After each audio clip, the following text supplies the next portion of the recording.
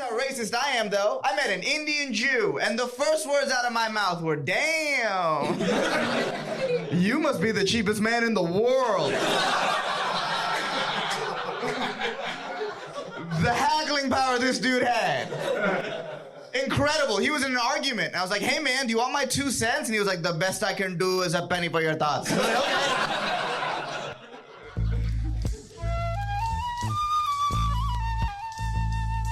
Bangladesh, at 16 my slang was fresh. I would not tire, spitting hot fire in a sesh, or on the voicemail like John Tesh.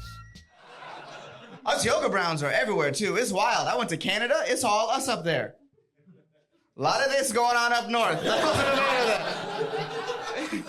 it's a little different, right? Because in America, we're like the doctors, the software engineers, the gas station Americans, right? But in Canada, we're their Mexicans. Do you feel what I'm saying? Like, I saw guys in turbans doing construction. I didn't know that was allowed.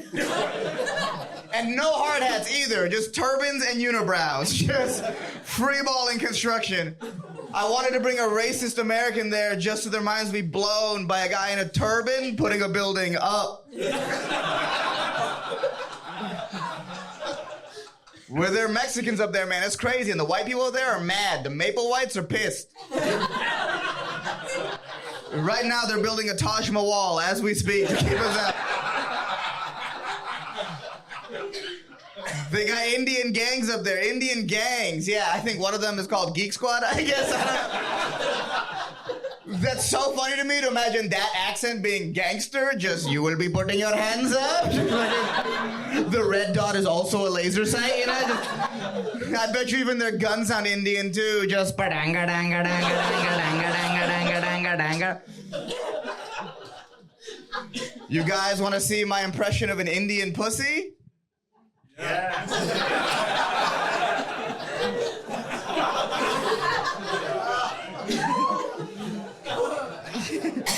What a horrible hairline this is, huh? Just awful. I got a whole Gaza Strip happening right here. It's terrible. I got an Israeli barber, and all he does is take from this area. That's all he does. And I'm like, Hiram, stop! And he goes, his hairline was promised to me. And I was like, okay.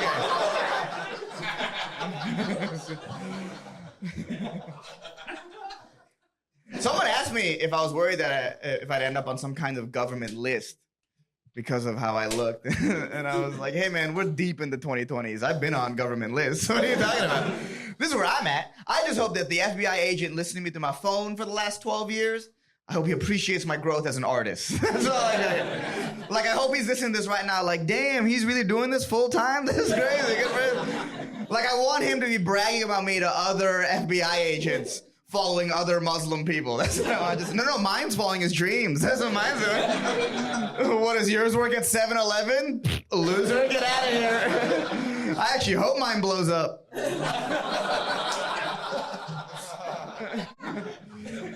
I think at this point, we all have to assume that we're all on some kind of government list. Well, unless you fuck the kid on an island. Then apparently... There's no list. Who knew? Who knew that was the only way to get some privacy in this country? I had no idea. Maybe the real Epstein list was the friends we made along the way. You ever think about that?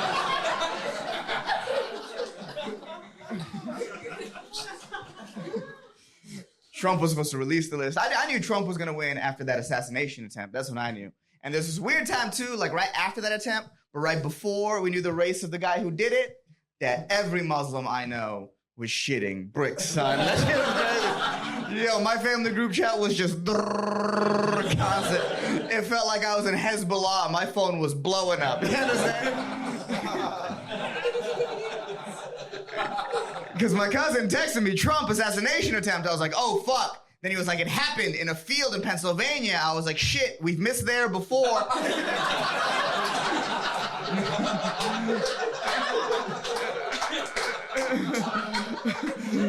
Then he's like, somebody shot him. I was like, who? That don't sound like us. That don't sound like us. It was a white incel. Best case scenario. I think about that kid's reality all the time. It was easier for him to shoot the president than talk to a woman. That's crazy. That is some high-level virginity, man. That's wild. Hey, white people, leave the terrorism to us. My culture isn't your costume. You ever think about that? You ever think about that? I'm not gonna lie, when I found out it was a white guy that missed, the Muslim in me was like, ha, diversity hired.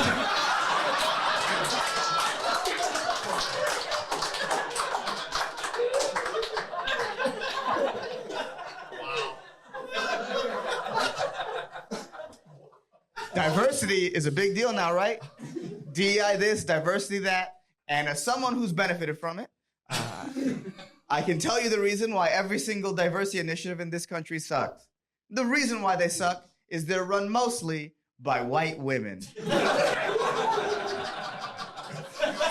That's why they're bad.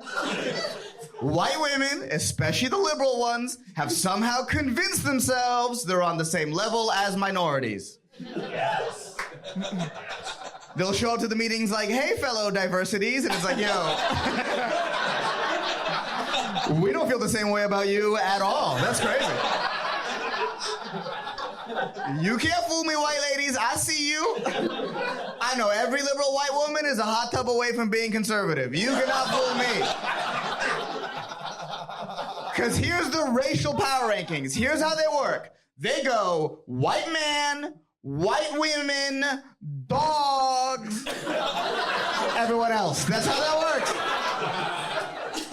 And you're like, oh, Ehsan, you're not lower than a dog. Oh, am I not? What's easier to get on an airplane?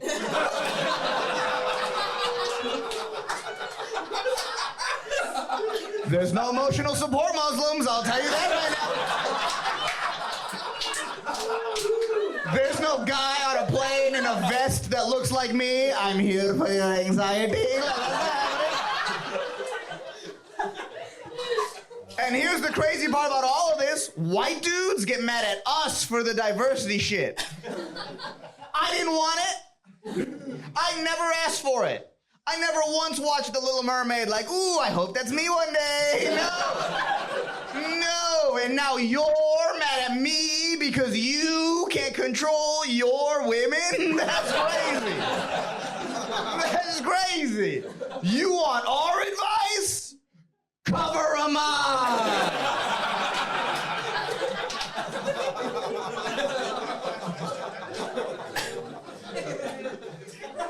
And stop letting him drive. What are you doing? That's insane.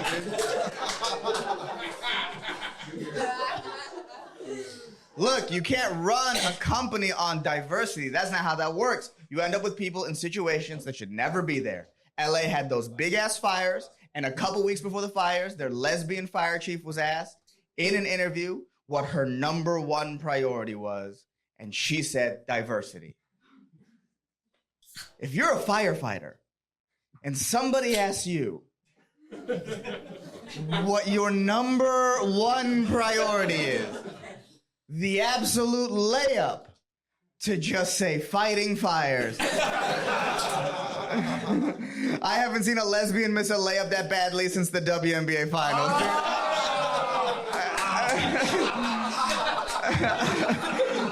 I was like, damn, dude, who's the fire chief? Angel Reese? How did you hear all that?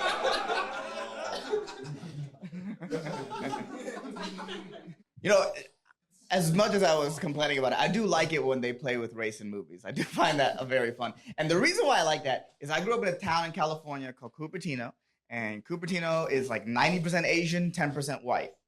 So because of that weird racial breakdown, our school plays were amazing. My junior year, we did The Sound of Music. And some people already know.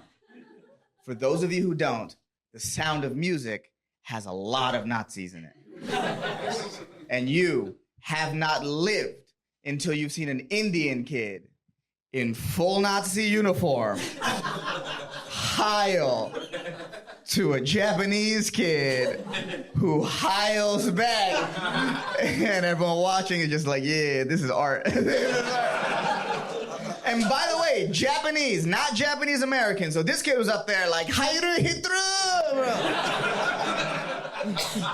And he was the best actor in the play. I believed him. So yeah, let's start playing with race in movies. That's way more fun. Think of the possibilities. New Ariel, black. Next Harry Potter, Mexican. Expelliarmus, cuz. Next Gandalf, Down syndrome. Let's have fun. What are we doing? There's no rules. Next, let's get AI into it. Next Peter Pan, Jeffrey Epstein. Why not? Why not? Welcome to my island, Wendy. Like, come on. At least a thriller. They say that Diddy is the LA Epstein, and that's so Hollywood to already have an all-black remake. That's crazy. And it's gay too? They have no new ideas, huh? I mentioned Harry Potter earlier. People hate J.K. Rowling, the author. They hate her. But this is what I don't like. Whenever they hate on her, they never mention the fact that she wrote the second most popular novel of all time. Of all time, the only thing that sold better in all of human history than Harry Potter is the Bible. That is it. You understand? The only better storyteller is God himself. Isn't that crazy? And what do they say about JK? Oh, she's transphobic. She's anti-trans. It's like, well, look at the Bible. Clearly, sentiment sells. What are you doing? What are you trying to be on the right side of history, or are you trying to move units? What are you trying to do? Oh, she's racist. There's an Asian character named Cho Chang. That's a racist name for an Asian person. Hey, I grew up around all Asians. Let me tell you, there's a couple Cho Changs. There's a couple Cho Changs. They're out there Cho Changing as we speak right now. This is what I want J.K. Rowling to do. I want her to write a more racist Harry Potter. Just to shit on everybody. That's what I want. And I want her to be the exact same as the original Harry Potter, except the one black wizard, Dean Thomas. I want her to change his name to Debrickashaw Ferguson. That's what I want.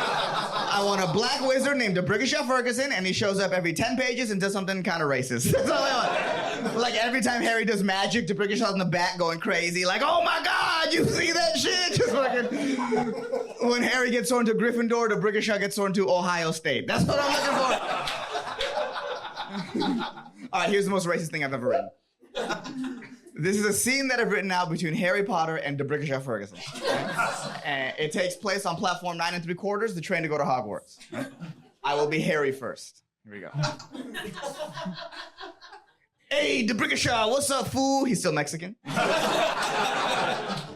Man, Harry, they got me fucked up. How come you get to take platform 9 3/4 and I gotta take platform 9 3/5? And see.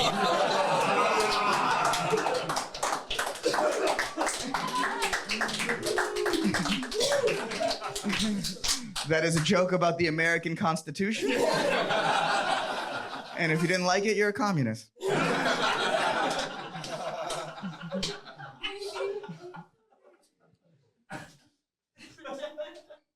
On my flight in, we had to make an emergency landing in Tulsa. And the flight attendant comes over the loudspeaker and goes, ladies and gentlemen, we have to make an emergency landing. And the way everybody's head slowly started turning to me. I was like, still got it, still got it. It made me feel really good. I'm not gonna lie, it did. Because I'll be honest with you guys, it's been 4 years since I've been randomly selected. Yeah, I think I've lost my touch. I really do. I look at airport security now the same way like a retired athlete looks at a field, just... I used to do damage out there times. In high school, I put up numbers, dude. It was crazy. I got selected all the time. A couple times I wasn't even at an airport. I was like, damn, they're doing this at Olive Garden now? This is crazy. I don't feel like family at all. This is horrible. One time I got selected by a Muslim lady in a hijab, and I was like, bitch, we're on the same team. What are you doing? She was like, sir, you have been chosen for a random selection. I said, sister, don't lie to me. We all know it's not random. And that's okay. What a horrible way to look for a terrorist. Randomly?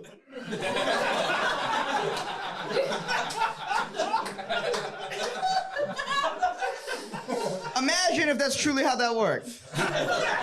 Just some guy in the TSA like, eeny, meeny, miny, Mohammed, come on down.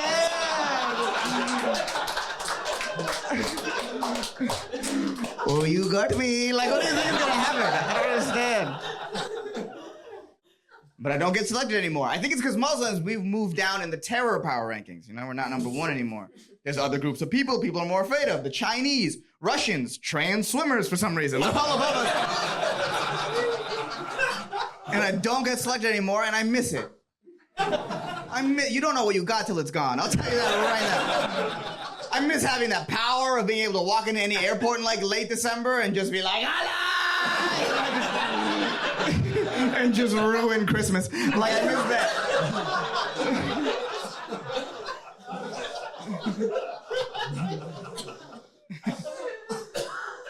So, we're making this emergency landing, and we're on a Boeing, so we all think we're gonna die.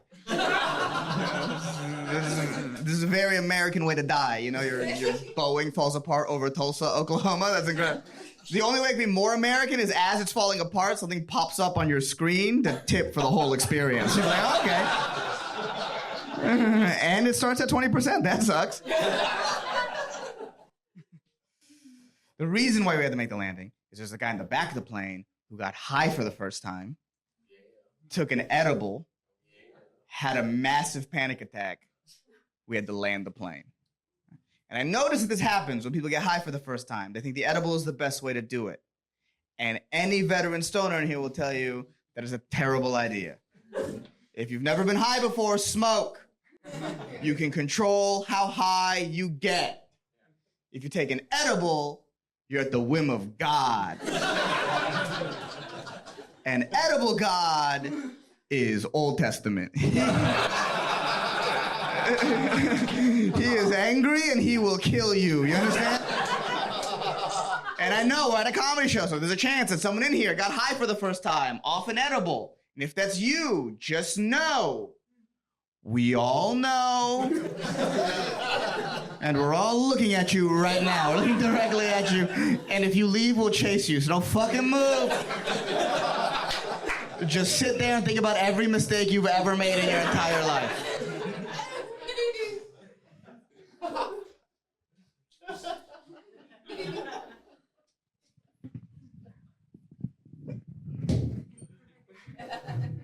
Someone told me this about Abraham Lincoln the other day. I thought it was interesting.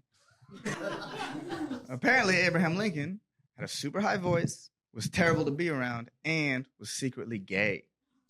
And I was like, maybe. But also, if I owned a bunch of slaves, that's what I'd say about the guy who freed them. You know what I mean? I'd be like, oh, that guy's fucking gay, dog. That guy? More like 7 queers ago, loser. Get out of here. I heard he gave head to a dude in a theater.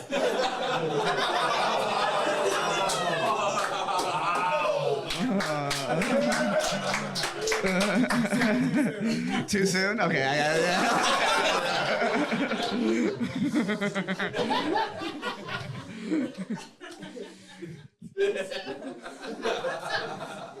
You guys ever wonder like what word we're saying now that's gonna be a terrible slur in the future? Just a couple racist guys back there, maybe. Because we are saying a word like that freely now. That is how slurs work. They start off as socially acceptable and become bad over time. Like if you were to travel back to Abraham Lincoln time and tell some white guy he couldn't say the N-word, he'd look at you like, what are you, some kind of faggot?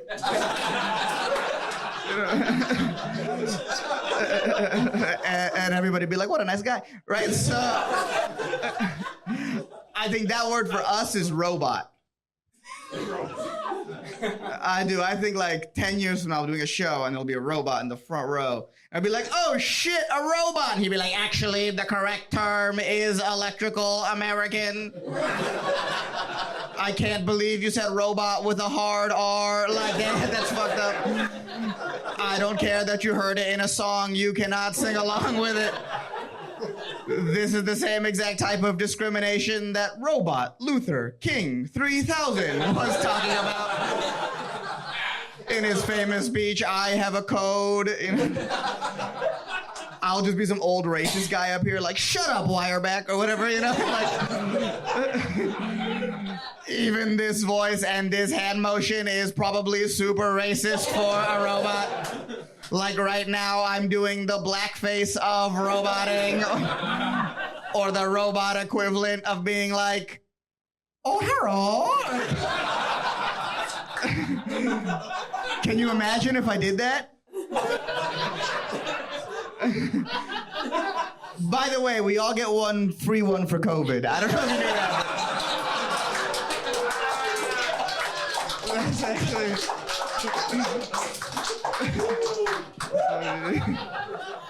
So use it wisely. Just once though, twice is racist. Don't forget. But you see it happen with words all the time to go to style. I was on TikTok and I saw a video of a young lady who said she would never be friends with anyone who said the word retarded. And that's fair. You're not supposed to say retarded anymore. You got to say people with retard or whatever, right? So I was like, I got to look at the comments because these comments are going to be fire. There's just no way. Top comment said, I have ADHD, so I'm allowed to say it. And I was like, yo, I gotta look at the comments on that because they're gonna be even more fire. And underneath that was a 200 comment argument chain on whether or not people with ADHD were allowed to say it. And I read all of it. I heard the whole thing. And as I'm scrolling, I realized what's actually happening is I'm watching a bunch of retards try to figure out who is allowed to say retarded. And I know I've been up here saying it a lot, it's true, but I do want to mention I do have ADHD.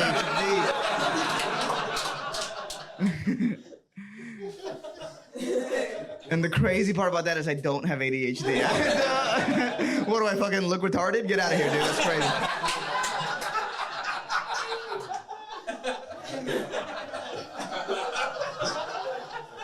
My favorite comment in the whole thread is one guy out of nowhere was just like, did you know animals can get Down syndrome? And I was like, man, I hope that's true. I really do. I hope somewhere out there there's a giraffe with a really short neck that's just super stoked about everything. Like he can't reach the leaves, he runs towards the lions and then the lions let him score a touchdown.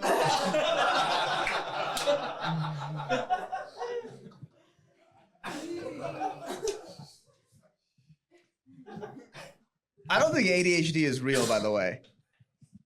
I don't. I think it's something that the drug companies invented to sell drugs to children. Because that's what it feels like. Because I remember when ADHD came out. It was right after Backstreet Boys. I remember. The timeline went Backstreet Boys, ADHD, Iraq War. That was the timeline. The ads were crazy. Does your kid not sit still in school? Sounds like he needs Ritalin and Adderall and other meth. And then the school started getting shot up and everyone's like, where's this mental health crisis coming from? There's no way to know. Because I remember when school shootings came out. It was right after Backstreet Boys. I remember. Look, some kids are meant to sit at a desk for 8 hours and study, and we call those kids Asians. Everyone else needs to move around a bit. But here's how in deep you are with medication in this country. I was watching an ad for an antidepressant that helps you with the side effects of your antidepressant. What a crazy pitch that is. Like, hey, is your antidepressant not working? Sounds like you're not trying hard enough, pussy. Here's another one. But here's the thing, in the ad for the antidepressant, everyone's like playing basketball and drinking water, and it's like, that's the answer. It's not Skyrizi or whatever the fuck, I know that. But here's the thing about depression. Depression is an industry. It is being sold to you. There are people who have it and wear it like a badge of honor, and they think it's cool, and it's a part of their personality, and they do no work to get out of it. And if you're one of these people, please kill yourself. Please. And look, everything before this was jokes. This is advice.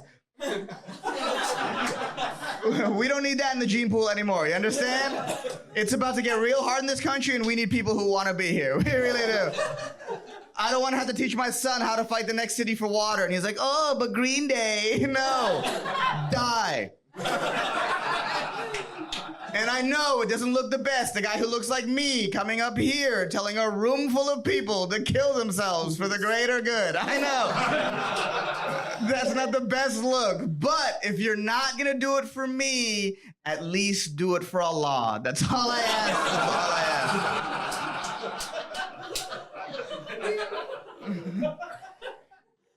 I don't know. I've been thinking about ADHD and stuff a lot recently because I just got health insurance for the first time. Yeah, thank you. That is my way of flexing. I make a little bit of money now. Like, I ain't rich. Like, I don't got a Porsche and a Benz, but I got a Blue Cross and a Blue Shield. That's what I got. Gold PPO, son. It covers nothing. That's what I found out. I pay so much money for zero coverage. We gotta kill a couple more CEOs. Yo, we killed 200,000 Iraqi civilians for cheaper gas. We can kill 2 more CEOs for lower deductibles. That's fair. That's fair. We don't even need a war. All we need is an Italian with a backpack and a dream. That's all we need. His name is Luigi. How funny is that, huh? Isn't that crazy? We all now know 2 Luigis. That's pretty crazy, right? That a guy who did a major historical event has the same name as a very famous fictional character. That'd be like if the guy who did 9/11 was named Sonic bin Hedgehog. You'd be like, oh, okay, that's interesting. I've been Ehsan Ahmad. Thank you very much, everybody.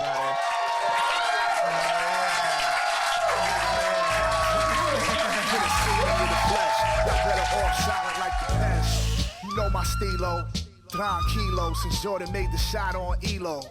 If you don't know anything, know that Wild D nice. Check my closet, see low like 3 dice. And I ain't... Do we know what time it is right now? 9:26. 9:26? Okay. Ooh, I was gonna do some extra jokes for you, but we don't have time. We have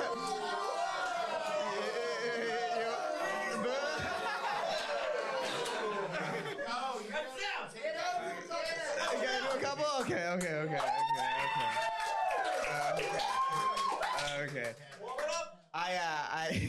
I was at a family reunion and I got to hang out with my cousin and he's 12 and I love making fun of him. Because it's way easier to make fun of a 12-year-old now than it was when I was a kid. Because when I was a kid, you just call another kid gay and it would like fuck up his world. But now you can still do that, but you can also call him homophobic, fucks him up equally. So I walk up to him and be like, hey, little man, heard you're gay. He'd be like, no, I'm not gay. And I'd be like, ooh, why'd you say it like that? Are you homophobic? He'd be like, no. I'm not homophobic. I'd be like, oh, you're not? Is it because you love dick? You know, like, because it's important to him that he's not seen that way. He grew up in a world where homosexuality is more accepted. He knows as a 12-year-old that Pride Month is in June. I didn't know that when I was 12. I didn't know that as an adult. If you asked me like 3 years ago, if you're like, Ehsan, when's Pride Month? I'd be like, I don't know, April's kind of gay, I guess. April showers being gay flowers. This is what they call it. There's so many identity months now, it's hard to keep up. Growing up, February was the only one. And now June, Pride Month. May, Asian American Month. March, Women's History Month. I'm not mad. Just feels like, though, everybody is getting a month, except me. And I want a month. I want a month. Give me a Muslim month. Give me a Muslim month.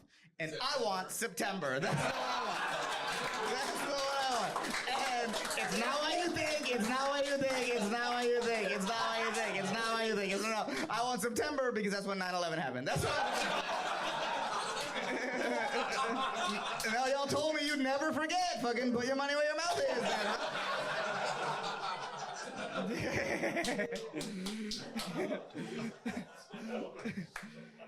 I think the darkest thing going on with Kanye West right now